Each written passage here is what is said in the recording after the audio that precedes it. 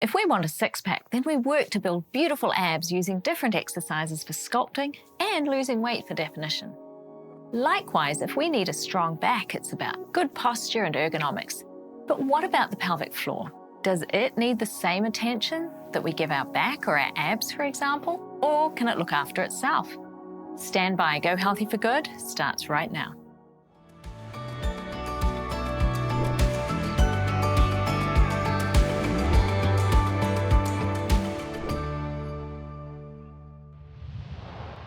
Hello and welcome to Go Healthy for Good. Both bladder and bowel control improve with a strong, coordinated pelvic floor. For women, a bulging prolapse can be helped by pelvic floor exercises.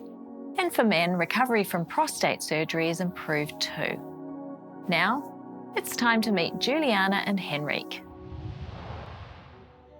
So when we got married, he used to love going out to eat or ordering delivery, and I wasn't used to that. And I can see that he took that from his dad's side because his dad loved junk food. So he was like always, oh, let's have burger or pizza for dinner tonight. When we got married, he approached me once or a few times, suggesting we should go vegetarian or try to go vegetarian. And I was like, why would I do that? You know, why would I deprive myself of eating something that I really like? It doesn't make any sense because I just didn't have any notion of eating for your health or the impact of diet in your health. At least in Brazil, we have this impression that being vegetarian is just like eat vegetables. We think just raw vegetables in the salad, and you will eat salad all the time, and that's your life. You're gonna be like a cow or like a chicken just eating corn, you know. We had no idea that our diet had an impact on our life and our health in general.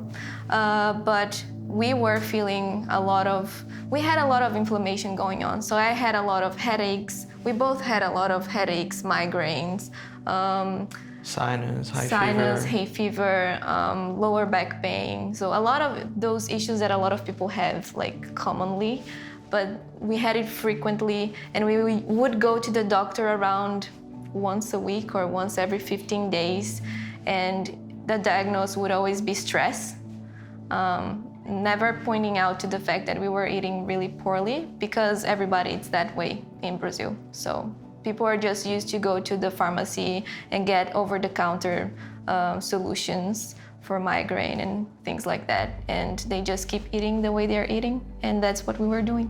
To be honest, I was feeling drained, my energy was being drained. Because we spent 2 or 3 hours every week in a doctor to see what was happening, and next week was something different and something different, and then again and again and again and again. So on a certain point was just why I'm not healthy. We didn't know there was a problem. So it's not like we wanted to be, of course we wanted to be healthy, but we couldn't see the problem. So we weren't pursuing anything. We thought that we were okay because our body was okay compared to the other people that was around us. We could see a lot of people overweight and more sick than us, and we thought just oh, that's fine. We are okay. Juliana's skinny. I'm quite skinny too, so that's fine. That's a sign of healthy. If you are skinny, that's what we think. Yeah, we are skinny, we are healthy, so that's it. Until the day that we were about to come to Australia, and we decided to do a complete checkup in the hospital, and then we discovered that we had high cholesterol. Very high cholesterol. After we realized that we were leaving the country with high cholesterol, and the doctor had a serious conversation with us, that we wouldn't have access to health like we had in our own country, here in Australia. That will cost a lot for us. It would cost a lot for us, so then we decided that maybe we had to do some changes. We'll learn what those changes were later in the show, speak with a pelvic floor physiotherapist, work on flexibility with Colton, and take a look at a superfood. But first, the news. In the headlines, protein requirements in seniors, mild brain trauma linked to migraines, and diet influences the severity of COVID. Older adults may benefit from a higher protein intake in order to maintain bone health. Over 2,000 community-dwelling seniors completed food frequency questionnaires and were followed for 5 years to assess fracture frequency and serial bone density scans. They were stratified into 3 groups based on how much their total calories were derived from protein as opposed to carbs and fats. Those in the top 1/3 consumed at least 15%, and those in the lowest third consumed less than 13% of calories from protein. Those with higher protein intake had a 2 to 6% higher mean bone mineral density in hip and spine and a much lower risk of spinal fractures than those in the lowest protein intake group. So seniors, learn to read nutritional labels and see if you're getting about 1.2 grams of protein for every kilo of body weight or 1 gram for every 2 pounds. A study of over 1,000 migraine patients found that over 1/3 have a history of mild traumatic brain injury. These patients had more migraine-related disability, were more likely to have dizziness, vertigo, and difficulty finding words, and higher levels of anxiety and depression than those without the history of trauma. Their headaches were more likely to be triggered by a lack of sleep, bright lights, and by reading. This study is another reminder about the importance of protecting our brain from concussion injuries. A case control study has shown that frontline health workers on vegetarian diets have much lower odds of developing moderate to severe COVID infection. A global network of healthcare professionals working across 6 countries were recruited into this COVID trial. All completed a food frequency questionnaire, and 568 out of 2,900 reported having symptoms of COVID-19 and testing positive. 138 of these had moderate to severe infection, and the other 430 had mild or very mild infection. There was no association between diet and the risk of getting infected, but the odds of moderate to severe COVID infection was 73% lower in those on a plant-based diet and 59% lower on a vegetarian plus fish diet compared to those not eating these diets. Those on a low-carb or high-protein diet had nearly 4 times the odds of moderate to severe infection as those on a plant-based diet. So perhaps a plant-based diet will prove more protective if new variants are coming our way and we only have the vaccine to protect ourselves. I'm Dr. Nerida McKibben, and that's today's health news. On today's show, we have Sian Beattie, a specialised physiotherapist with many years' experience working with women with pelvic floor problems. I asked her if there's something extra a pelvic floor physiotherapist can offer someone who's already doing pelvic floor exercises on their own.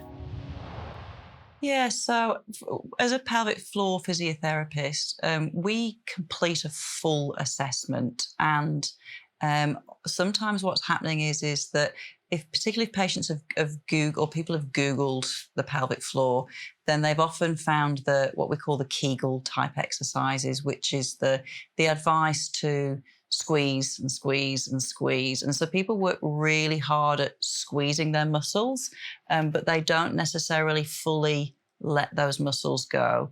So any muscle has what we call a full range of movement. So with my arm, we have full extension and full flexion. And it's the same with the pelvic floor muscles. They have this full lift and this full release. So if we did that with our arm, we'd just stay up like this. Yes, it'd be like doing this. And we would never open. Yeah, it'd be like squeezing your fist the whole time and never actually opening your hand up, fully. So it's important for muscles to go through that full range of movement.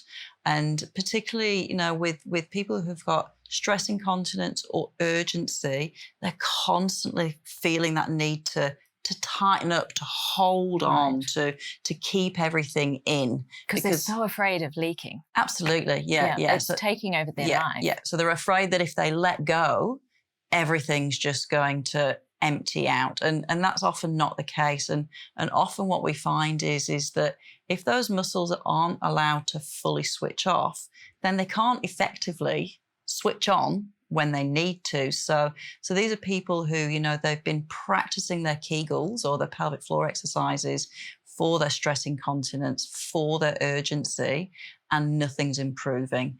And that's often what we find is that one of the causes might be is that those muscles are just never completely switching off. So if I've already got most of a fist and then I need to hold something tightly, it's really hard to produce enough effort to hold that tightly if I'm already squeezing those muscles tight. Whereas if I allow my muscles to switch off, they get that recovery, then they can contract and do what's effective. So it's the same with those pelvic floor muscles. In order to get that effective lift, effective closure, they need to release completely. Release completely and give those muscles a rest. That's what we do when we're working out muscles at the gym, isn't it? It makes so much sense. More wisdom from Sian in the next segment, so stick around.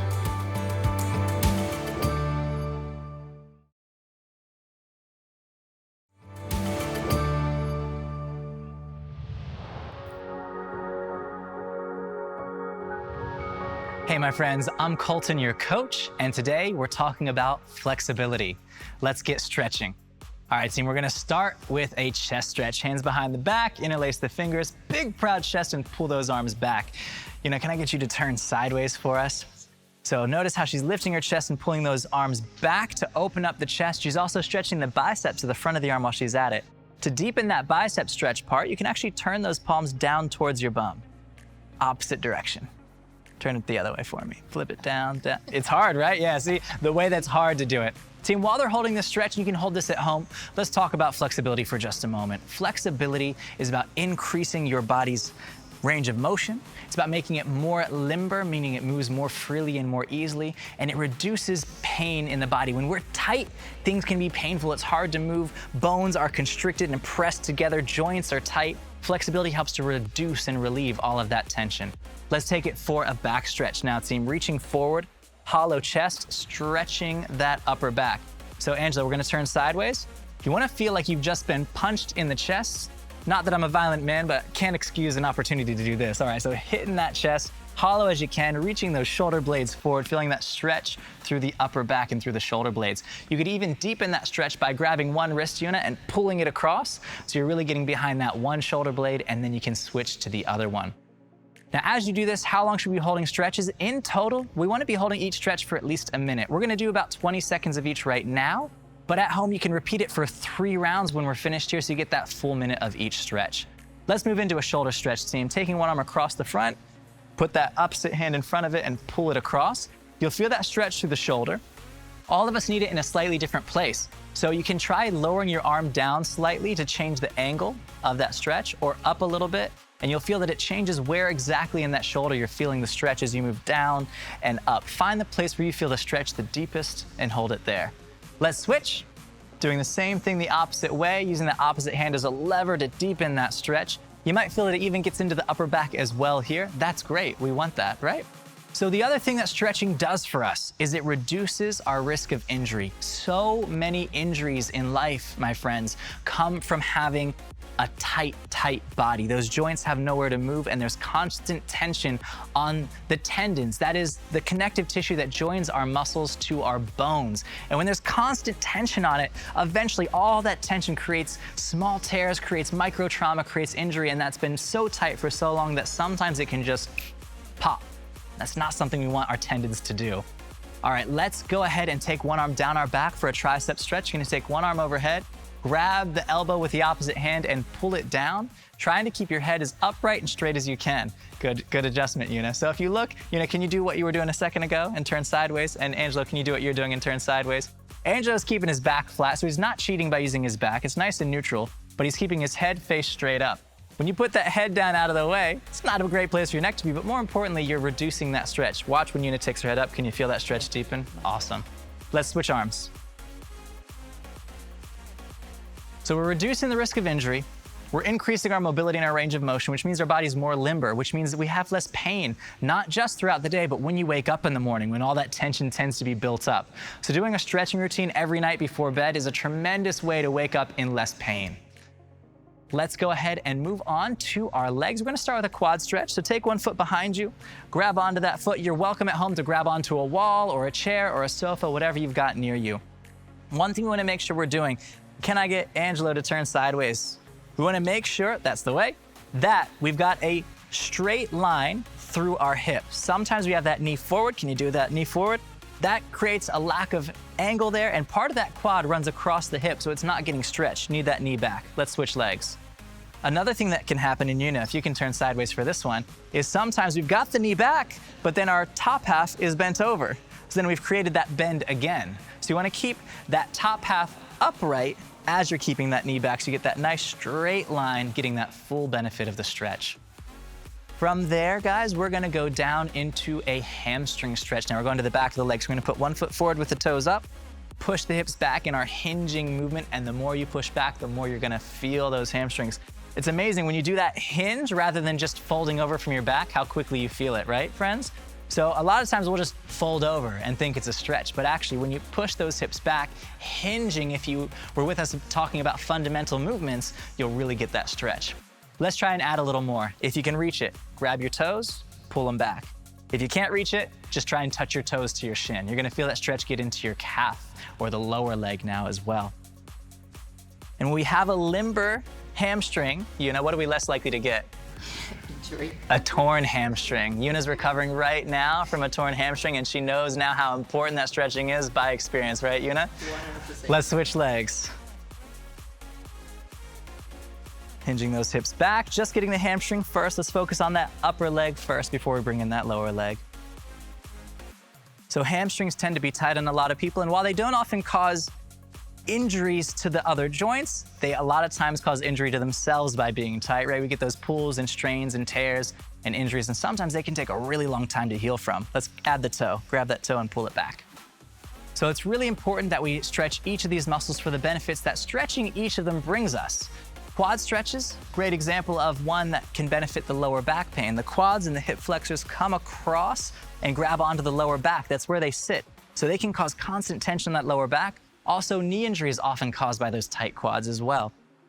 All right, we are going to move on from there, team. We are going to now move to our, it's kind of like the world's greatest stretch, but we're not gonna do the whole thing. So we're gonna go down into our push-up position, walk out to that push-up.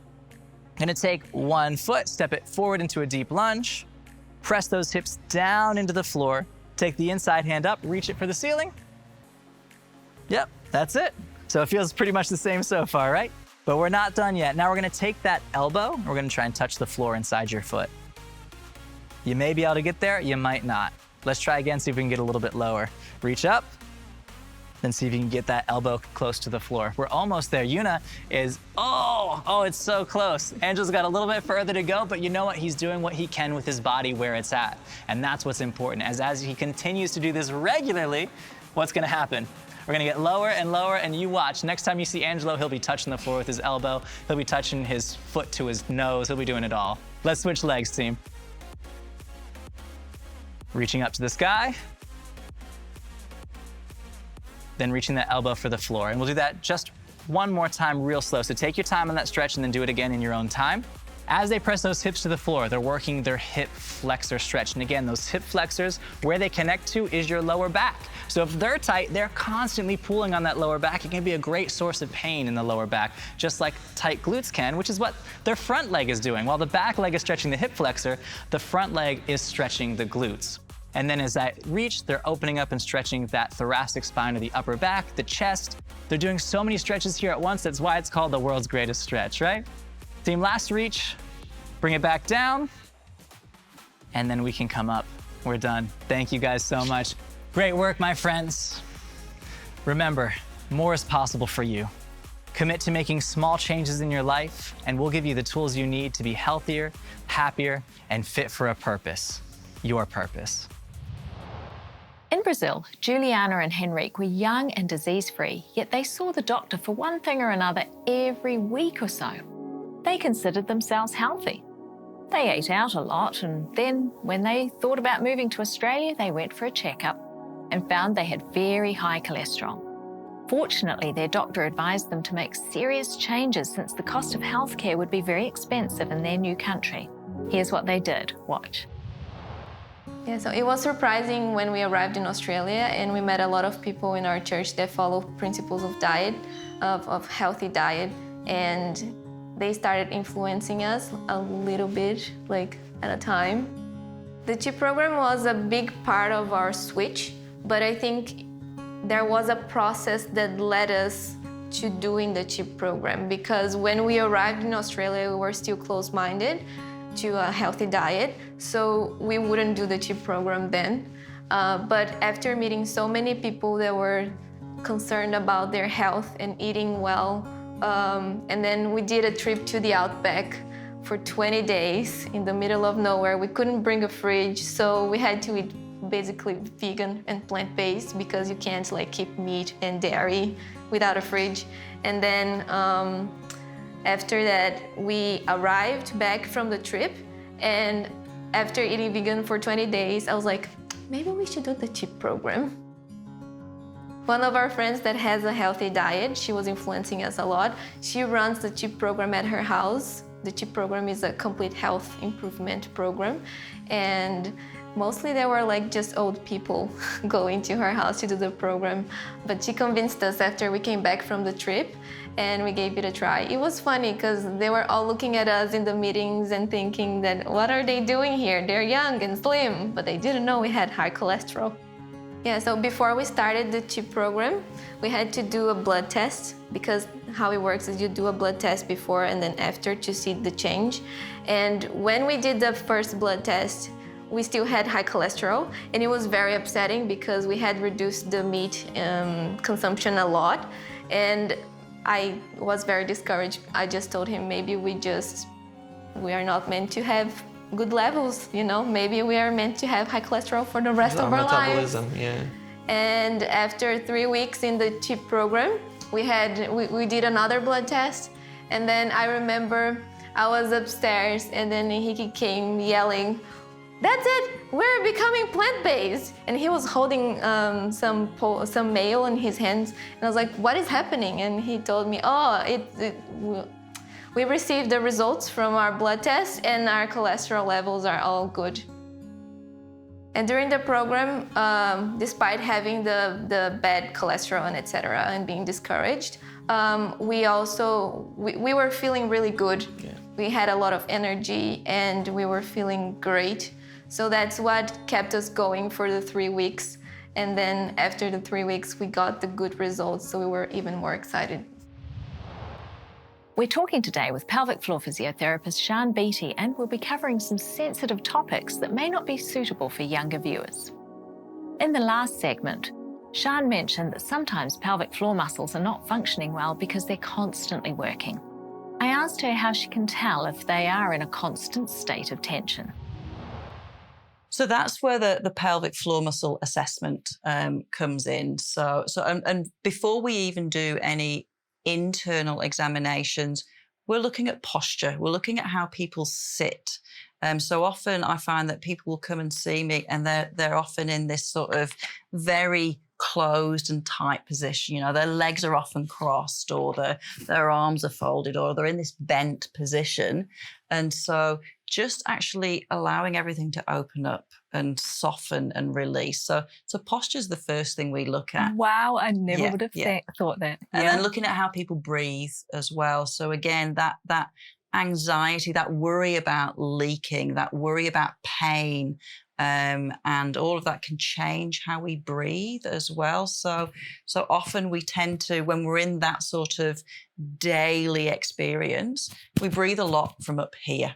And so a lot of our breathing then is very sort of upper airways, shoulders are elevated, everything's sort of tight and tense. So the diaphragm's not getting its ability to go through its full range of movement as well. So as a pelvic floor physio, we don't just focus on the pelvis. We look at the whole body. We look at how someone's moving as a whole, and how they're sitting, how they're breathing. Are they getting that really nice diaphragmatic breathing? Is their stomach moving in and out? Are they getting expansion through the rib cage? So we're looking at all of that before we even start looking at the pelvis.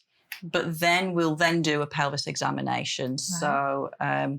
So that will involve both assessing the muscles both on the outside. So this is a really nice model that I use a lot with patients because it shows this is the tailbone here. Okay. And again, this is a female model. So just to clarify that as well. And this is the pubic bone at the top. These are the muscles on the outside. So when I'm completing an assessment, I'll be looking on the outside first of all, asking a patient to contract. So I'm checking first of all that they're doing the right technique. Have they got that awareness? Can they actually feel their muscles? Can they feel them switching on? Can they fully release them? So when they let go, do they switch off? So we're looking for movement through here. Yeah, right. Absolutely. Right. And then when I complete an internal examination, that then involves inserting just a single finger. So as physios, we don't use speculums, and that a lot of patients come quite concerned that there's going to be a speculum examination, particularly for patients with pelvic pain. But yeah, we don't use speculums because we're testing those muscles rather than wanting to see look anything inside yet. So with an internal examination, it's then inserting the finger and then testing these muscles. So what we're doing is we're testing what the resting tone of those muscles is. So say, for example, if that was the shoulder and I was testing shoulders, like, do they feel tight? Are there those knots that you get in those muscles? Or are they switching off? Are they soft? Is there particularly tender spots throughout all these muscles? So with an internal assessment, it does involve, just using the finger to test around, asking patients to, again, contract, release, and soften.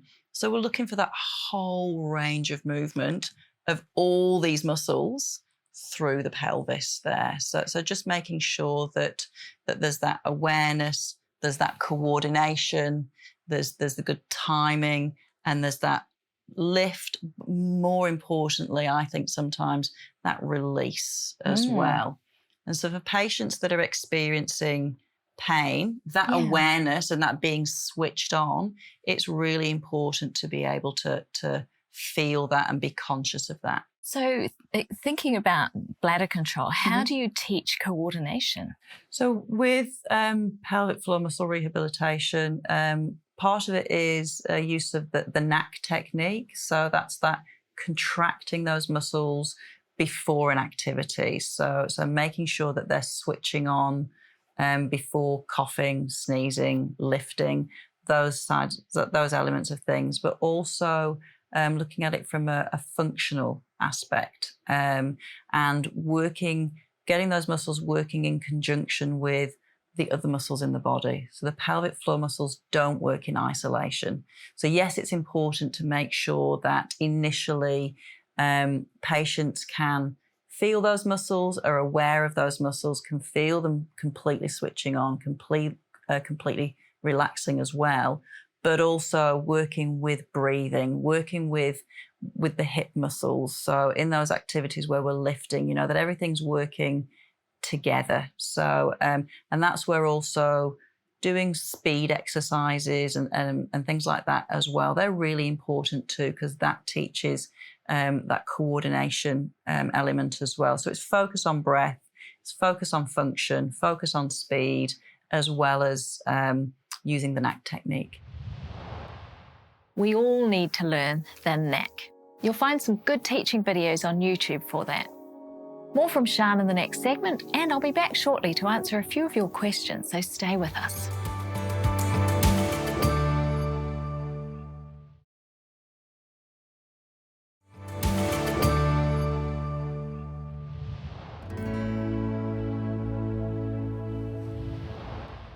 It's question time. Someone asked, what do you recommend as supplements for menopausal hot flashes and insomnia? Well, there are a number of herbs that are effective or help. And usually when you're doing herbs, you usually mix 3 or 4 in combination. And these herbs might include, you don't have to have them all, black cohosh, chaste tree, dong quai, licorice root, and milk thistle seed. Another option is to take a formulation, which has several of those in, called Remifemin. So that saves you having to formulate it yourself.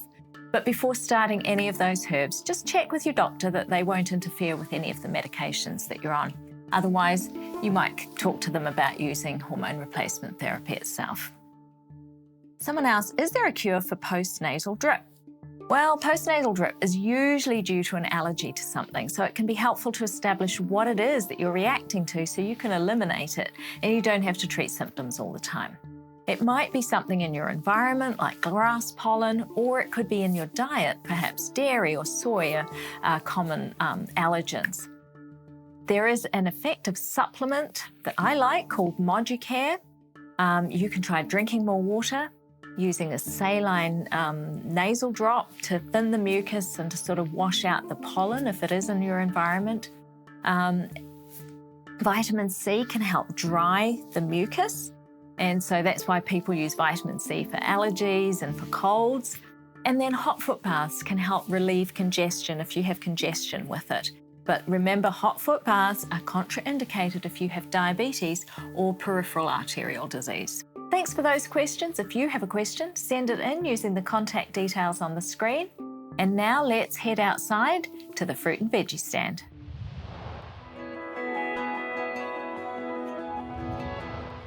Kale is a brassica, so it's a cousin to cabbage, broccoli, collie, collard greens, Brussels sprouts, and that family. It comes curly or flat, green or purple, and doesn't form a head like the other brassicas. It abounds in the carotenoid lutein, which gives the nasturtium flower a vibrant yellow colour. And believe it or not, there's almost as much lutein in kale, though I think the green chlorophyll might overwhelm the yellow of the lutein. The retina in the eye accumulates lutein, especially in the macula, which is the area of the retina responsible for central vision, and therefore gets most of the exposure to sunlight and oxidative damage. Lutein will protect against macular degeneration and cataracts.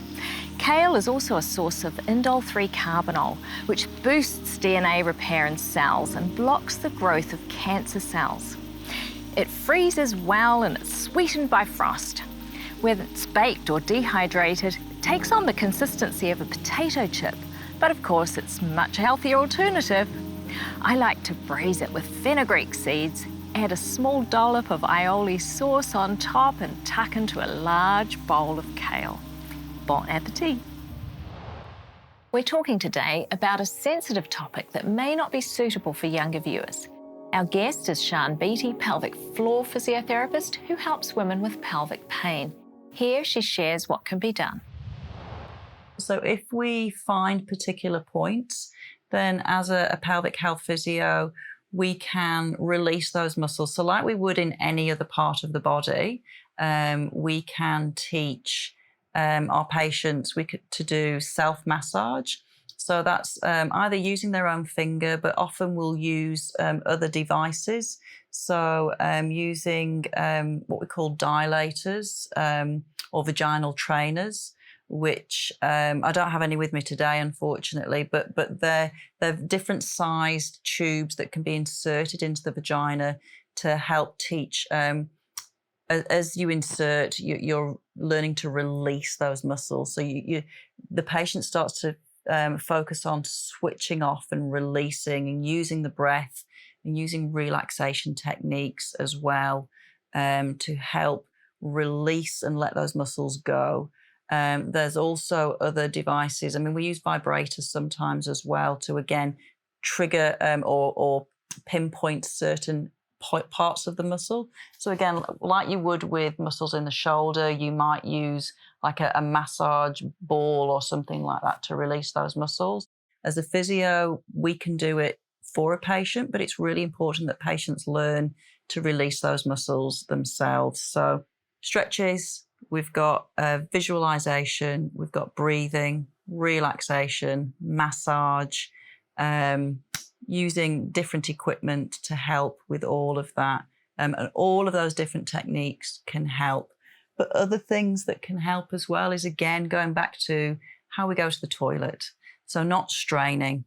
With the bowel, going when you feel that need to go, so that we're not constantly holding on and getting those harder, more difficult poos to empty, which can cause pain in themselves. So it's making sure that you're emptying your bowel regularly, making sure that you're emptying effectively, using that foot support, letting those muscles relax, thinking about when you're on the toilet, thinking about those muscles switching off and releasing and softening as you're sitting on the toilet. So all those things can help. It's like being the conductor of an orchestra, but the effort will pay off, especially as we get a little older, or for women after childbirth. Now, consider this.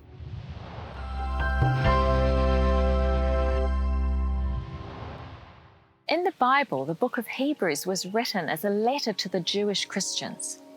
They had been schooled in their faith traditions from birth, yet Hebrews 5:12 suggests that they still needed a teacher to give them the basic principles of the faith when they should have been able to teach.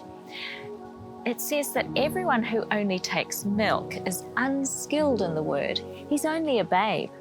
The solid food belongs to those who've put effort into understanding the deep things of God. People who don't just read the Bible, but study it for themselves. What's the difference? Well, study requires effort to understand the mysteries of the kingdom. It requires time and the Holy Spirit. So are you drinking spiritual milk like a baby? Or are you lingering in His presence, ingesting strong spiritual meat? Now, there's no shame in drinking spiritual milk. We all have to start somewhere. But as long as we advance in knowledge and understanding, sharing what we've learned with other people, so that we then return to the Word and grow in knowledge, wisdom, and maturity, ready to face the approaching storm.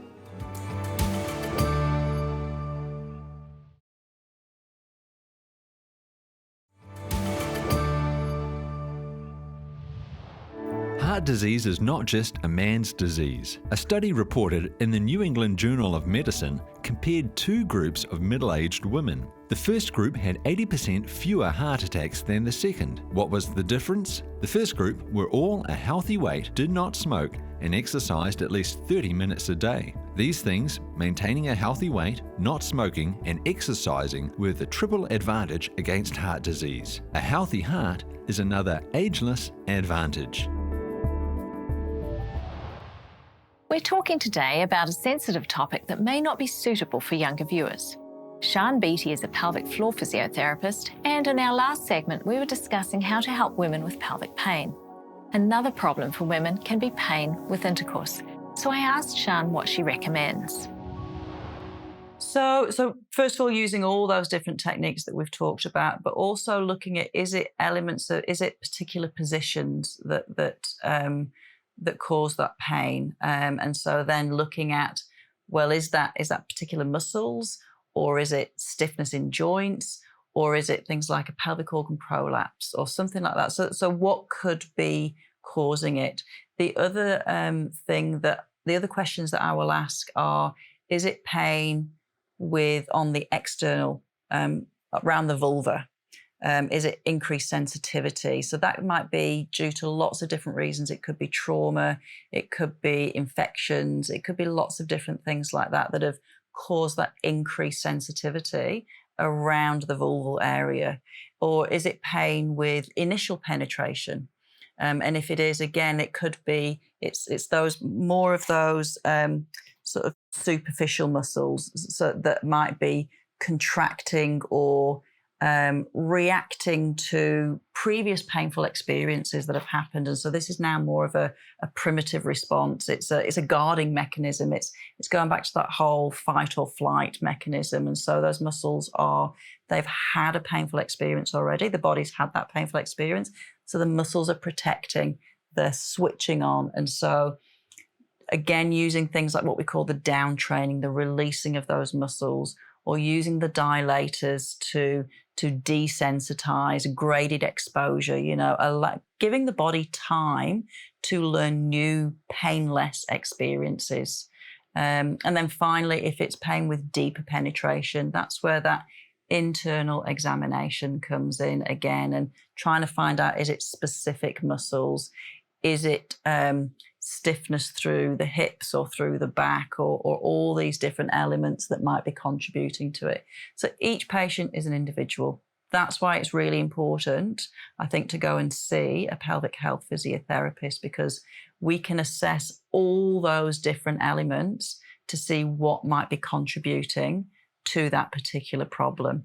And then often, particularly if it's pain with intercourse, are there other elements as well? If there's been previous trauma, do they need to go and see a counsellor or a psychologist, or someone who can help with trauma counselling as well? So as physios, we don't just think of it as the muscles and the joints. It's what are those social elements or psychological elements that might be contributing, but that's not our area of speciality. No, but you can rule out the physical, Absolutely. the structural issues that might then point them to that. Because some people may feel that it's not psychological in the first instance. And sometimes those things only come to light after a number of appointments with us. Like sometimes the physio is the first person that anyone's ever spoken to about those things, or felt comfortable speaking to. And so because we get to spend time with patients, often, patients they'll go and see other health professionals, and they might have a 10 to 15 minute appointment. Right. And it's really just, what's the problem? Right, here we go. Whereas with physio, we're spending 30, 40, 60, sometimes 90 minutes with these patients. So we're really able to take that time, talk through things, look at that whole aspect of everything that might be influencing and causing these problems, and then identifying, is this something physio can help with, or are there other health professionals? But only when those people are ready. Right. That's the important thing. Absolutely. Is when they're ready to go and see those people. But being able to identify it is really important. Henrik and Juliana were at the doctor every week for one thing or another. Nothing serious, or so they thought, until they learned they had very high cholesterol. On moving from Brazil to Australia, they could no longer afford to have all that medical attention, and they made the wise decision to make some serious lifestyle changes. They did the 3-week Complete Health Improvement Program, or CHIP, and saw a big drop in cholesterol and a huge rise in energy. But would they stick to it? Watch. Having the type of diet that we were having for most of our life, we never thought that we would one day live with a lot of energy and not having caffeine, and free of pain and of inflammation in general. Having the plant-based diet in my life is something that makes me enjoy the life, actually. Like if I could compare my old life to this new life, I would never regret to have this changing. It's just amazing. We grew up seeing a lot of people eating unhealthy food, like fried chicken and chips all the time, and saying, if I die, at least I'll die happy. But they don't really realize that they're not happy, because at least we weren't happy, because we had migraines and pain and all types of inflammation going on. And after we changed our diet, we realized that when you are free of those things, then you're living fully. Living free, so cool. Having a trained pelvic floor physiotherapist who can do a full pelvic assessment can be the recipe for success. Whether that be for incontinence, pelvic pain, pelvic floor awareness and coordination, or pain with intercourse. Some of these problems are more than physical though. There may be emotional or psychological trauma that needs to be addressed before the physical problem can be solved. That's all from me today. Thanks for joining us on Go Healthy for Good. I'll see you next time.